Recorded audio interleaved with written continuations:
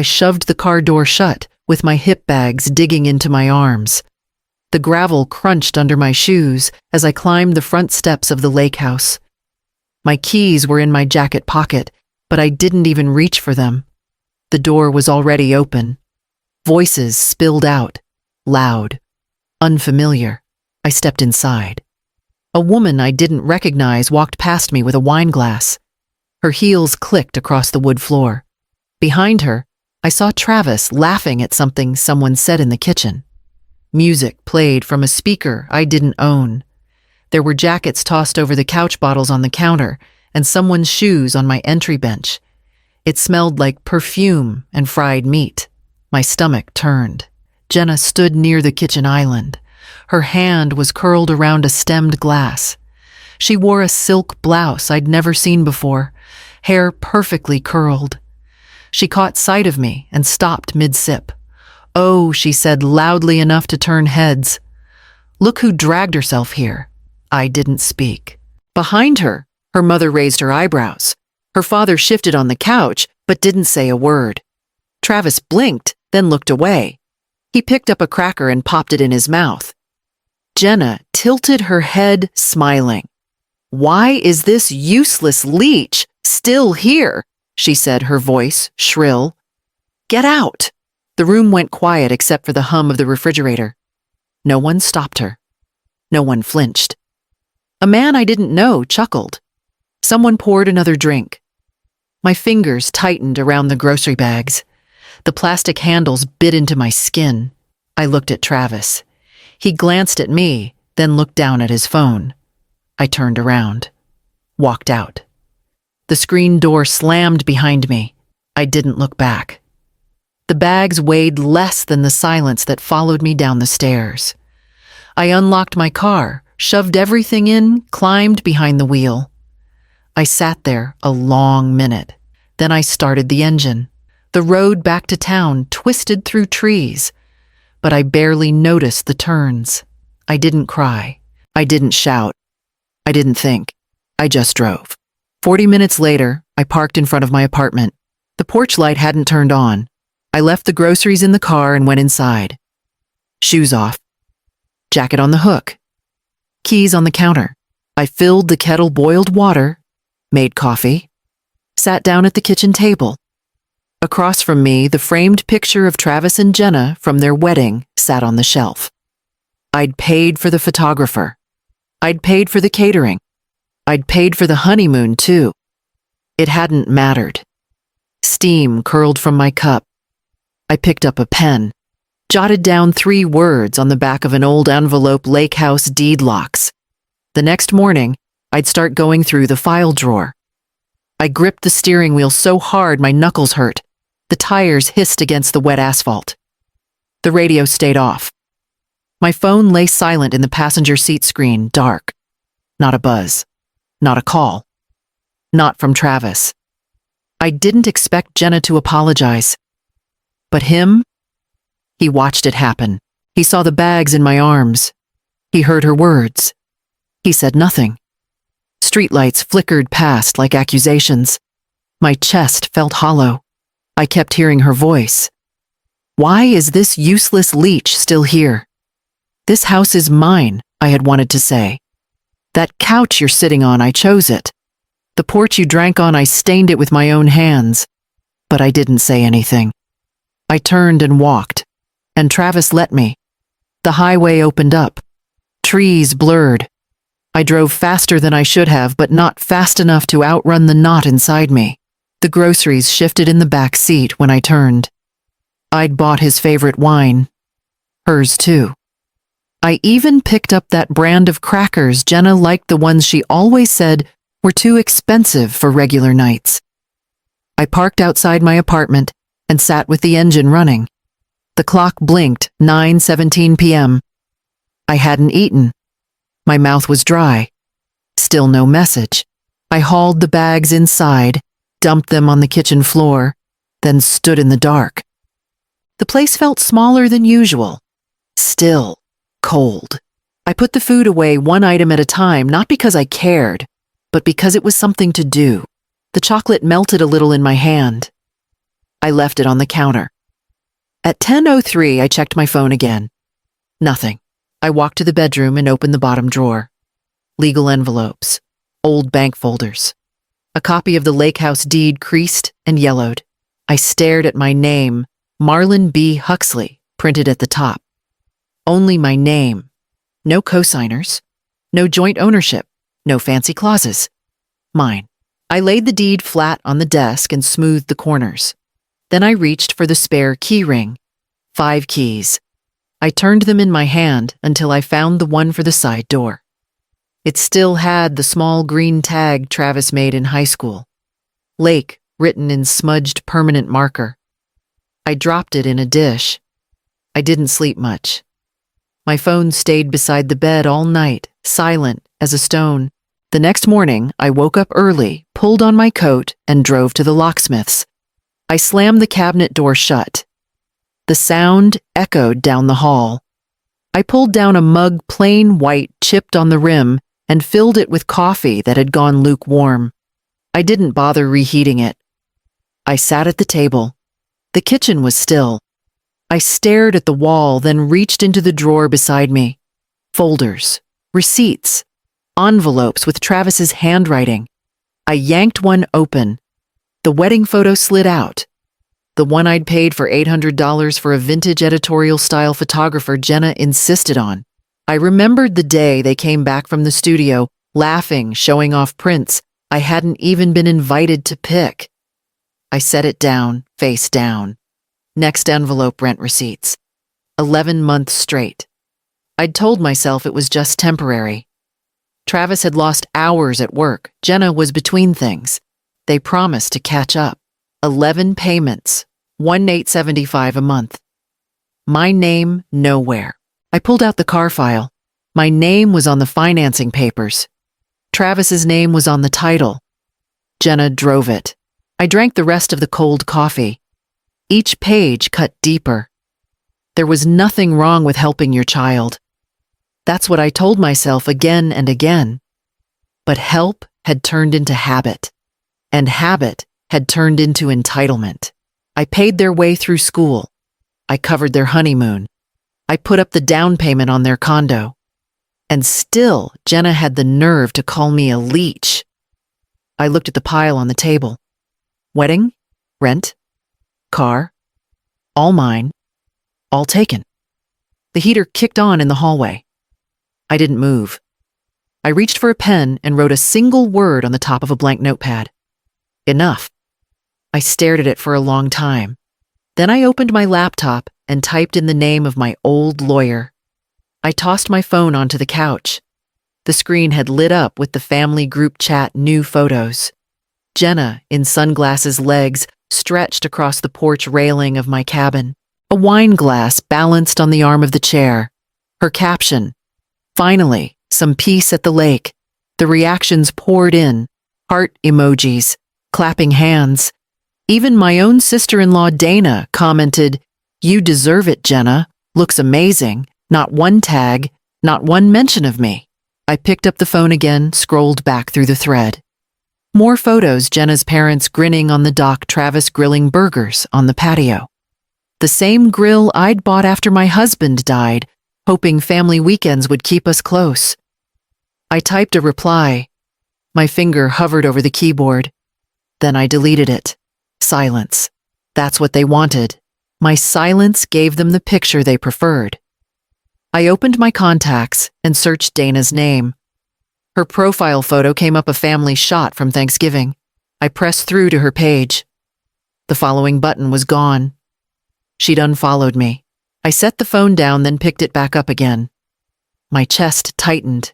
It wasn't just being excluded. It was being erased. I walked to the kitchen, poured more coffee.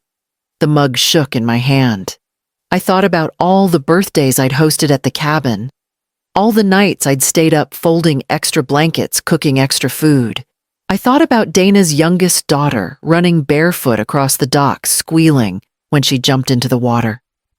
I was the one who held her towel, who made sure she didn't slip. Now, I was nothing more than an afterthought. I took the coffee to the table, sat, and opened the folder from last night. The deed stared up at me. My name, not Jenna's, not Travis's. I traced the ink with my fingertip. My phone buzzed again, another message from the group chat. Someone joked about Jenna being queen of the lake. I didn't answer. I didn't leave the group either. I stayed. Watching, recording. If they wanted silence, I could give it. For now, I slid the deed back into its folder, stood and walked to the drawer where I kept the rest of the papers. I yanked the drawer open so hard it rattled. Folders slid forward, edges curling from years of being crammed into the same space. I dragged them out, stacked them on the table, and started flipping. Utility bills, old hospital pay stubs, insurance claims. Then a thick manila folder, heavier than the rest. I opened it. The deed to the cabin. My name in bold print. Owner of record, Marlene B. Hensley. Not Travis, not Jenna. Me. I sat back, breathing slow. The paper felt stiff between my fingers. I traced the seal at the bottom with my thumb. Every year I'd paid the taxes on time.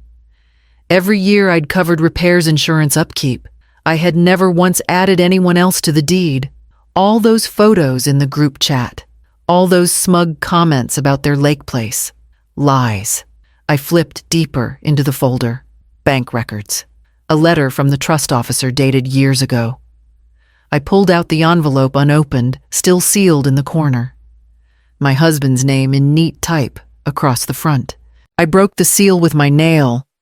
Inside, confirmation of a trust account he'd left in my name. The balance, printed at the bottom. Untouched. I swallowed hard. I'd almost forgotten it existed. After his funeral, I couldn't bear to look at the papers. I shoved them away, too focused on keeping Travis afloat, too focused on proving I could manage alone. And all this time, while I let myself be called a burden, I had this. Waiting. I spread the documents across the table. Deed. Trust account. Records. Proof. The silence in the room thickened. My coffee sat cold beside me, untouched. I thought of Jenna on that porch chair, wine glass in her hand, laughing like she owned the place. I thought of Travis turning away, pretending not to hear. I thought of the word she used, Leech. I closed the folder, slid it back into the drawer. But this time, I knew exactly where it was. The next step was clear. I reached for my phone and scrolled to Rita's number. I slammed the gas nozzle back into the pump. The tank clicked full, but my thoughts weren't. I grabbed the receipt, turned fast, and nearly collided into her. Marlene. Her voice froze me. I blinked, then blinked again. Rita. She smiled wide. Same cropped curls, same quick eyes, just older now. Like me. We hugged, quick, tight, no small talk needed. She stepped back. You still driving that Corolla still runs? I said. She laughed. You still working up at the hospital retired 3 years ago? Her smile softened. I'm in estate law now. Switched careers after my mom passed. Helping families clean up the mess before there is one. She pulled a card from her bag, handed it to me. Rita J. Felder, J.D. Elder and Estate Law. I turned the card over in my hand. You look like someone carrying a full load, she said, quieter now. Everything okay? I didn't answer right away. Rita always had that gift. Back at the hospital, she used to catch things others missed. Patient records misplaced. Family tensions brewing. It's not urgent, I said. Uh-huh, she said, like she'd heard that before. I tucked the card into my purse. I found some documents I hadn't looked at in years. Cabin deed. Trust paperwork from Leonard. I want to make sure things are in order. She nodded. You ever transfer the property? No. Still in my name, and the trust unopened until last week. Her eyebrows rose. Good. Then nothing's too late. We stood there for a beat, gas pumps clicking behind us, cars pulling in, no one paying attention to us. She leaned in. Call me. Even if it's just questions. I might. No rush. But don't wait too long either. It's always better to act before someone else tries to. We hugged again. I watched her drive off in her truck. I slid into my car, turned the engine, and sat with the card in my hand. That night, I pulled out the folder again. The deed. The trust. I laid Rita's card on top. I scrolled fast, then stopped cold. The lake house. Streamers on the porch. Balloons tied to the railing. My railing. Someone had posted a boomerang of kids jumping into the water, the dock bouncing under their feet. The caption read, "Happy 60th. Uncle Lou?" I tapped to see who posted it, Travis's cousin, Elise. There were more. Jenna holding a cake. Jenna laughing in front of the fire pit, her father tipping a beer bottle toward the camera. Her mother wrapped in a shawl I'd left there last fall. Then Travis off to the side, not smiling, looking down at something. I stared at the photos too long, zoomed in on the background like it would explain something. But the truth was loud without words. I hadn't been invited. They hadn't even bothered to hide it. The kitchen I stocked, the deck I sanded, the chairs I paid to have reupholstered. They were all props now for someone else's gathering. Jenna had claimed my home with such confidence it no longer looked like mine. The lamps were rearranged, the old curtains replaced with gauzy white ones. Even the art over the fireplace was gone. I clicked through Elise's photos again, then found Travis's page. Nothing posted. No party, no updates. Just a tired profile photo from last year. I checked the family group chat. No mention of Uncle Lou's birthday. Just a few scattered happy anniversary messages from 2 days ago. I scrolled back, remembered I used to send out group reminders for birthdays. Not anymore. I set my phone down, walked into the kitchen, poured coffee, stared out the window, seeing only the reflection of my own face in the glass. The betrayal wasn't just in the party. It was in the silence. In Travis not saying a word. In Jenna using that house like it was her inheritance. In everyone else going along with it like I'd already been erased. But I wasn't. I picked up the folder again. Checked the date on the deed. Still mine. Every square inch of it. I turned to the trust. The signatures. The clause my husband had insisted on: any property changes would require both his and my name, or the account would remain sealed. He hadn't trusted anyone blindly, not even family. He'd trusted me. I sat down, opened my notebook, and made a list.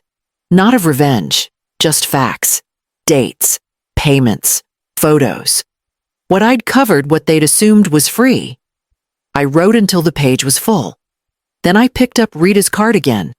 I opened the banking app, typed slow, then fast.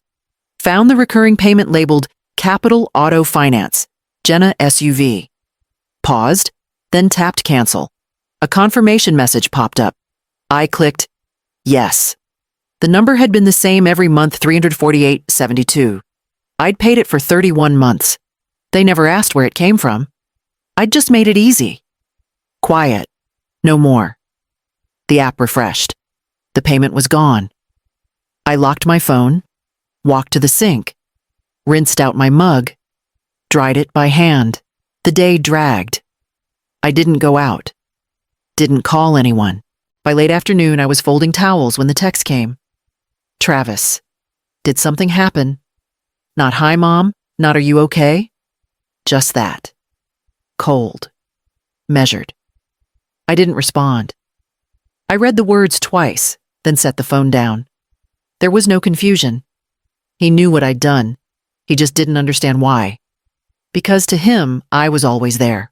Always would be. Backup cash. Extra car. Quiet, yes.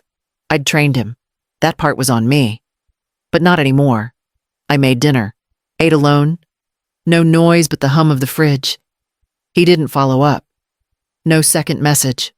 No call. No knock at the door. They were waiting for me to fold. I opened the drawer where I kept the trust documents. Checked the notarized signatures. Read the clause about non-spousal access triggers. My name sat on every page. Bold, clean, legal. My husband hadn't trusted Jenna from the start. And now, neither did I. I flipped to the deed again. My name, only mine. No co-owners, no shared title. I stood up, walked to the hallway closet, pulled out the old cedar box. Inside, tax receipts, photocopies the original welcome letter from the title company. Even the locksmith's card from 2 summers ago when I'd changed the lake house locks the first time. I flipped it over, scribbled a note, then slipped it into the front pocket of my purse. The lake house was quiet now. I knew that. The birthday was over, but I wasn't done. I picked up Rita's card, dialed, let it ring. I sealed the envelope and pressed the tape flat. Inside copies of the cabin deed, the trust cover letter, the locksmith appointment confirmation, and the formal notice revoking any assumed shared access. I wrote my name on the front, addressed it to myself. Then I walked it to the mailbox, dropped it in, and raised the red flag. Certified, tracked, time-stamped. Let them try to say I didn't warn them. Back inside, I sat at the dining table and opened my laptop. I created a new spreadsheet. Sheet 1. Transfers to Travis and Jenna. Date, amount, purpose, receipt link, down payment for their condo, $32,000. Wedding expenses, $17,950. Groceries the first year of their marriage, $4,800. That emergency dental bill. Jenna couldn't cover $1.90. Each row made my hand steadier. Sheet 2, cabin expenses, taxes paid, storm damage repairs, dock resurfacing, insurance, monthly maintenance. I scanned in receipts, labeled every PDF, linked each source. 3 hours passed. I didn't get up once. When I finished, I saved the file, 3 times cloud drive, hard drive, flash drive. Then I printed a hard copy, stapled, numbered, clipped tight. I slid the packet into a folder marked Personal, Legal Backup. Then I opened a new tab and typed in Trust Litigation Attorney near me. Not because I needed to start a fight, because they had already started one. I just hadn't answered yet. The spreadsheet window blinked back at me. So clean, so quiet. But every row carried a memory. Not just dollars, moments, forgiven debts, last-minute rescues, silent sacrifices. I closed the laptop, stood and placed the legal folder next to my keys. Tomorrow, I'd drive back to the lake. I let it ring 5 times. Then voicemail. Jenna's voice came through sharp, cracked at the edges. You're ruining everything. I don't know what game you're playing, but you'll regret this. Travis is trying to keep the peace, but if you keep pushing, don't blame me for what happens next. The line cut. I didn't flinch, didn't replay it. Just saved the message and backed up the file. Audio date stamped filed by name Jenna V. Voicemail number 1. I sat at my desk, tapped the screen of my phone, and opened a folder labeled Legal. Inside, copy of my notarized deed, timeline of payments and bank transfers. Screenshot of the auto payment cancellation. Screenshots from social media, Jenna's parents at the lake house, Travis on the grill. Jenna captioning herself as Queen of the Lake group. Chat messages where I was erased. And one more file. Client intake. R.J. Felder Law. 3 weeks ago. The date was bold at the top. Rita had met me on a Monday. By Tuesday afternoon, her assistant sent over the engagement letter.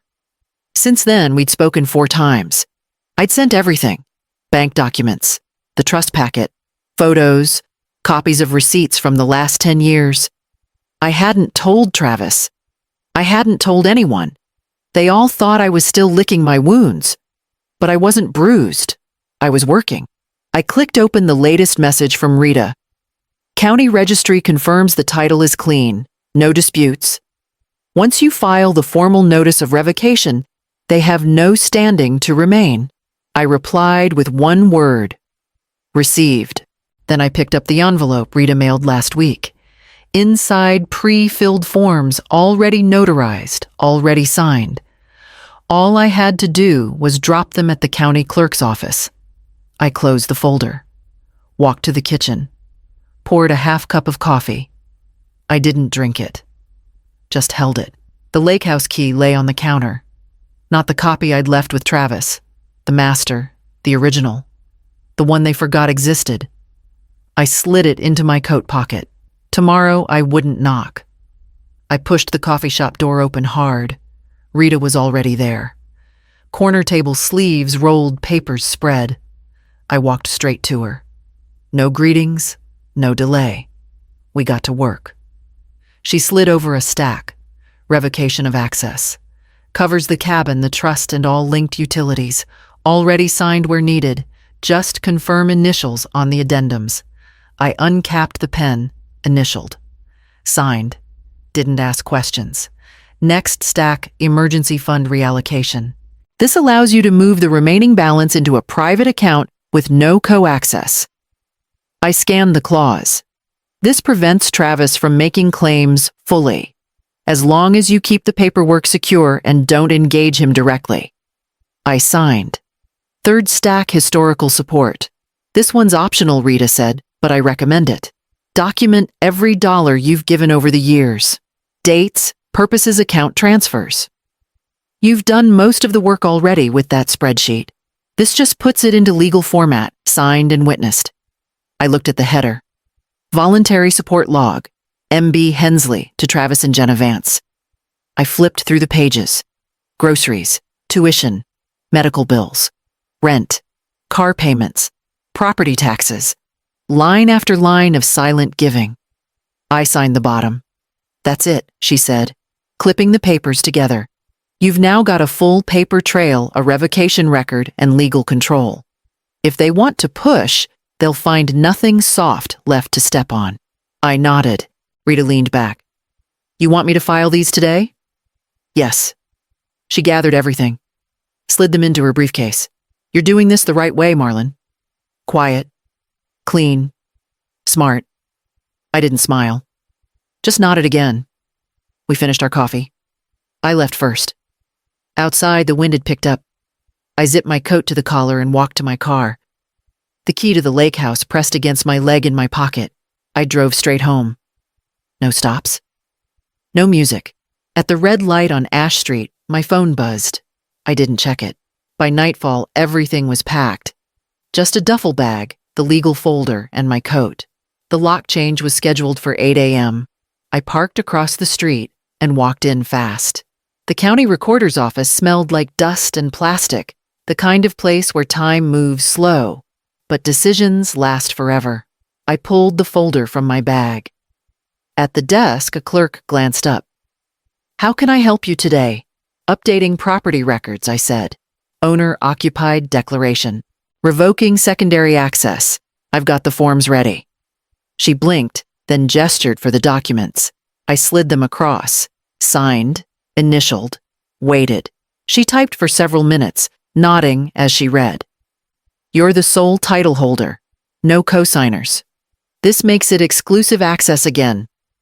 Correct, I said. She stamped the top page, clicked again, printed 2 copies, filed and finalized. Updates go into the system tonight. I took the receipt and left. Next, stopped the HOA office down the block. I didn't wait in the lobby. I asked for Tom directly. He was the one who emailed Travis last year about doc compliance. He came out with his clipboard. Marlene need to update the records, I said.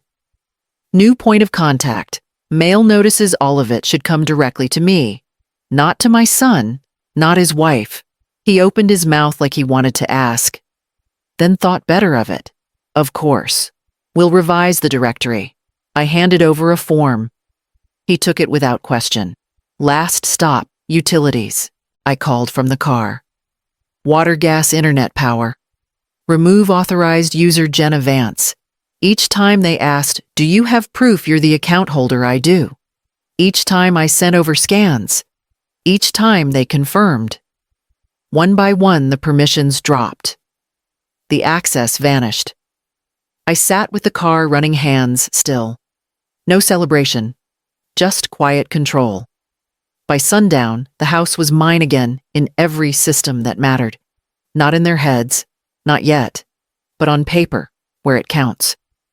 I opened my phone, took a photo of the filed stamp, sent it to Rita. Her reply came 5 minutes later. All in place. You're protected. They don't even know yet. I didn't respond. I drove back. Took the long way, circled the lake once. The lights were on. Her mother's car still in the driveway. I didn't stop. Not tonight. Tomorrow the locks would change. I typed the message slowly. I'll be staying at the cabin next week. Please notify Jenna's family so there's no confusion. I read it twice. Calm, neutral. No explanation, no emotion. Then hit send. Travis replied 8 minutes later. Sure. No questions. No resistance. Just one word. He had no idea. I turned the phone face down and folded laundry. Clean towels, plain shirts, one coat. I packed only what I needed, one bag, one folder. The rest was already done. The house was quiet, but it didn't feel hollow anymore. Not like it did after the lake house humiliation. Back then, silence felt like erasure. Now, it felt like armor. At noon, I opened my notebook and reviewed the list. County records done. Utilities transferred.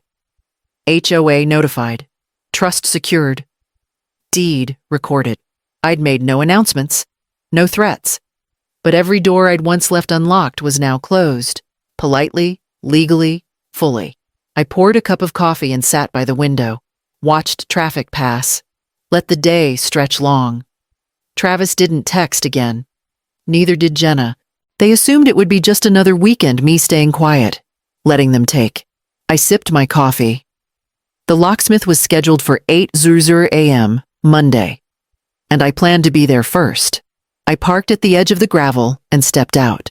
Voices carried down from the deck, music, laughter glasses clinking. I walked up the path, slow and steady. The front door stood wide open. Jenna's voice rang out over the speaker. To family, to freedom, to fresh air. People raised glasses. Then they saw me. The music didn't cut immediately. It stumbled. A skip in the beat. Then silence. I stepped onto the deck. Looked around, at least 20 people. Jenna froze, mid-sip champagne flute lifted. Her mother stood near the grill. Her father leaned back in one of my chairs, mouth slightly open. Travis stood behind the drink cart. Pale. No one spoke. I nodded once. Good afternoon. I set my bag down beside the door frame, pulled out a manila envelope, walked over to the long table and placed it gently between the centerpiece and the wine bucket. County filing copies, I said. Also includes the locksmith notice and HOA contact updates. Still no one moved. Jenna opened her mouth, closed it. Travis stepped forward. Mom, I notified you last week, I said. Check your messages. He looked down, hands empty. Jenna recovered first. You can't just show up like this. I own the property, I said. Calm, measured, every legal channel has been updated. You're welcome to finish your gathering, but your access ends tonight. Someone gasped near the back. I turned toward the kitchen, stepped inside. They'd rearranged everything. New glasses. That ridiculous lemon-scented diffuser. I opened the cabinet, reached to the top shelf, and pulled down the mug I'd stored there years ago. Still mine. I rinsed it, poured myself water, and drank it standing. Behind me, no one had followed. I stepped back outside. The music was still off. I'll be upstairs if anyone needs me, I said. Then I walked through the crowd, past the table, past the stairs, and up the stairs to my room. I came down the stairs with the folder in my hand. No music now, no laughter. Just the clink of a fork hitting a plate, nervous. I walked to the long table where Jenna still stood, frozen, Travis rigid at her side. I laid the folder down, flat opened it. One by one, I slid the documents across the wood. The deed, the receipts, the printed text messages, Jenna's insults, her threats. Finally, I set the locksmith's notice on top. You're trespassing, I said, voice steady. You have 2 hours. The words landed like a stone in water. No echo, just wait. Jenna's mother shifted in her chair. Her father stared at his glass. Guests murmured, then fell quiet again. Travis's mouth opened, then closed. I didn't need to raise my tone. I didn't need to argue. I just stepped back and let the silence work. Someone coughed. A chair scraped against the deck. People began to gather their things, slow at first, then quicker. Jenna's face burned red, but she said nothing. I leaned forward, slid a single key across the table toward her. The old copy. Doesn't work anymore, I said. Her hand trembled as she snatched it up. Around us, the party dissolved glasses, half-full plates, untouched eyes avoiding mine. I closed the folder, tucked it under my arm, and walked back toward the door. Behind me, chairs scraped louder. Bags zipped. Shoes shuffled. The house emptied in waves, leaving only silence again. And Travis, still standing, not moving. I watched from the upstairs window as the car pulled in. Jenna got out first. Slammed the door. Travis followed slower, head down. She marched to the front steps, grabbed the knob, twisted hard. The door didn't budge. She tried again, pulled. Slammed her palm flat against it. Travis stepped closer, saw the paper taped at eye level. I watched his eyes scan the top line. Notice of entry termination. Counsel filed. He didn't move. Jenna ripped the page from the door, read halfway, then crumpled it in her hand. She turned to him. Are you going to let her do this? He didn't answer. I stepped back from the window. The locks had been changed yesterday. Quietly, professionally. 3 deadbolts. Reinforced frame. All receipts filed, copied, sent to Rita. They had no key, no code, no power. And now they knew. I heard Jenna shout something, couldn't make it out, didn't matter. The walls no longer knew her voice. The floorboards didn't move for her steps. The kitchen didn't hold her dishes. This house no longer belonged to assumption. I walked downstairs, turned off the porch light, let them stand in the dark. I signed into the account, clicked close. The emergency fund emptied into my name. Locked. No co-access. Next tab, insurance. Policy termination confirmed. Then utilities. Final statement paid. Automatic payments stopped. The SUV title reverted. DMV update processed.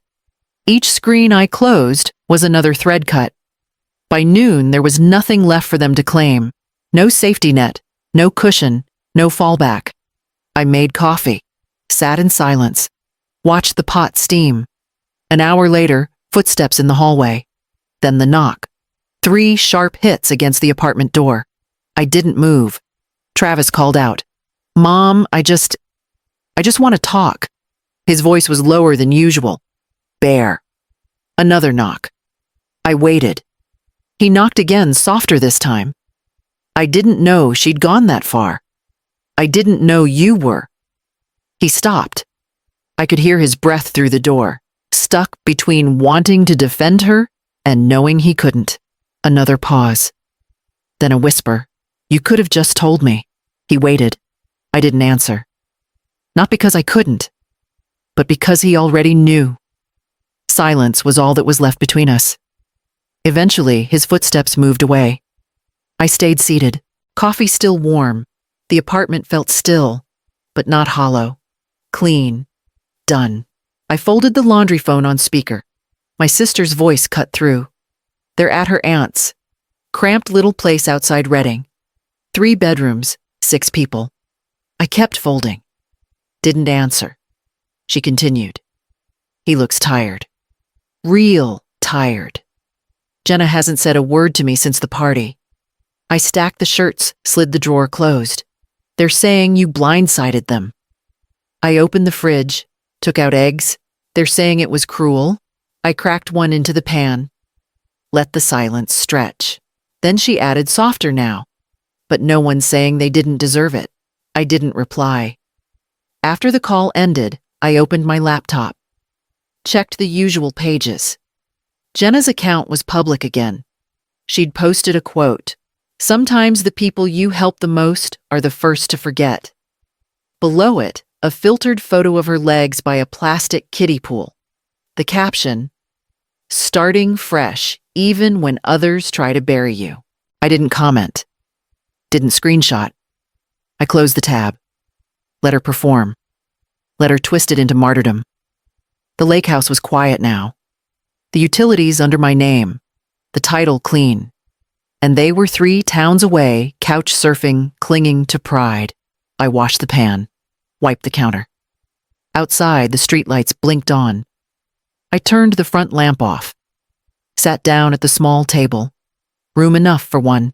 I unlocked the door and stepped in. The air was stale, faintly sweet, leftover wax and fake lemon. I opened windows, pulled curtains, let the lake light in, then I started. The drawers first. Utensils thrown together. Crumbs in the corners.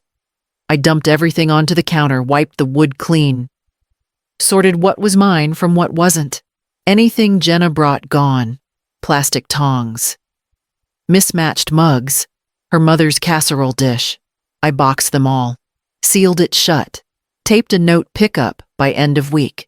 Then I moved to the pantry. Tossed expired snacks jars with names I didn't recognize. Scrubbed the shelves bare. The fridge came next. I threw out sauces, half-used juice I never bought, almond milk past date. Then I filled it. Eggs. Bread. Butter. Coffee cream. Things I actually eat. Things that felt like me again. I moved through each room the same way: bathroom drawers, closet shelves, side tables. No rage, no rush. Just one small decision after another. By sundown, the cabin felt different. Lighter. Still. I stood in the kitchen. Opened the cupboard over the sink. 3 plates, 2 bowls, and 1 new mug. Clean ceramic. White. Black block letters across the front, still mine. I placed it on the lowest shelf, right where I could reach it each morning. I filled the kettle, switched it on. The lake outside barely moved, just a slow shimmer. Mist still touched the edges. I ground the beans by hand. Slow, rhythmic. Let it fill the space. When the water boiled, I poured. Let it sit. Then I reached up, opened the cupboard, and took down the mug. Still mine. The words stared back, clean and clear. I poured the coffee, sat at the table, wrapped both hands around it. No one else was here. No footsteps above. No drawers slamming. No voices asking for more. Just steam. Just silence. I took a sip. Bitterness heat weight. It settled deep. I glanced at the folder on the side table labeled sealed, stored. Everything filed. Every copy made. There would be no more surprises. No more unpaid bills, no more vanishing groceries, no more whispered insults in my own home. Just this. My breath. My cup. My name still on the deed. The dock creaked outside. The birds started slow. I didn't move. I didn't have to.